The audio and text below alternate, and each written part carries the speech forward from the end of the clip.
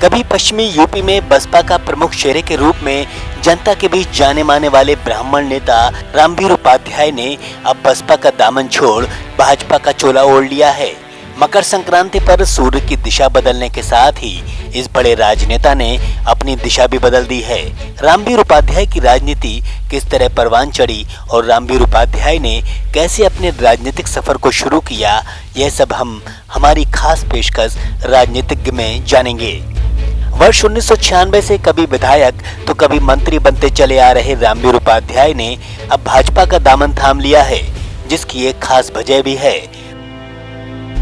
वर्ष 1996 के विधानसभा चुनाव में बसपा के टिकट पर हाथरस जिले की सिकंदराबाद सीट पर विधायक बनकर अपने राजनीतिक करियर की शुरुआत करने वाले रामवीर उपाध्याय एक साल बाद ही यानी मार्च 1997 से ही मायावती सरकार में परिवहन व ऊर्जा मंत्री बन गए, लेकिन वे इस पद पर सितंबर 1997 तक ही काबिज रहे। इसके बाद फरवरी 2002 में हुए विधानसभा चुनाव में वे एक बार फिर बसपा का झंडा लहराते हुए पुरानी सीट से विधायक बने और इस बार कुछ समय के लिए ही सही मगर उन्हें ऊर्जा मंत्री का दर्जा मिला।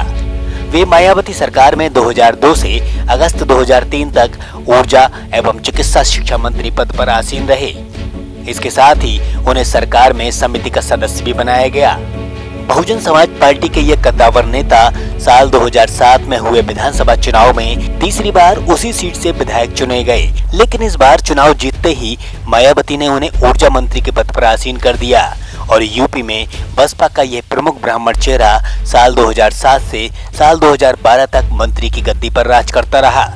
और 2012 के विधानसभा चुनाव में वे एक बार फिर सिकंदराबाद सीट से चौथी बार बसपा के टिकट पर विधायक चुने गए, लेकिन इस बार चुनाव में बसपा को हार का सामना करना पड़ा, जिसके चलते विधायक जी इस बार सिर्फ विधायक ही रह गए। लेकिन मायावती ने उन्हें पश्चिमी यूपी का मजबूत चेहरा मानते हुए इस हार के बाद भी रामवीर उपाध्याय को पश्चिमी यूपी की जिम्मेदारी सौंप दी और इसके बाद बसपा के विधानमंडल दल का मुख्य सचेतक भी बनाया। साल 2012 से साल 2013 तक वे कार्य मंत्रणा समिति के सदस्य भी रहे और वर्तमान में रामवीर उपाध्याय हाथरस की सादाबाद सीट से विधायक भी हैं। इस प्रकार रामवीर उपाध्याय को बसपा में 25 साल गुजर गए और वे लगातार 5 बार विधायक बने, लेकिन अब रामवीर उपाध्याय ने बसपा से इस्तीफा दे दिया है। इसके साथ ही उन्होंने 2022 के विधानसभा चुनाव की सरगर्मी के चलते भाजपा की सदस्यता भी ले ली है और अब वे भाजपा के रंग में रंग गए हैं।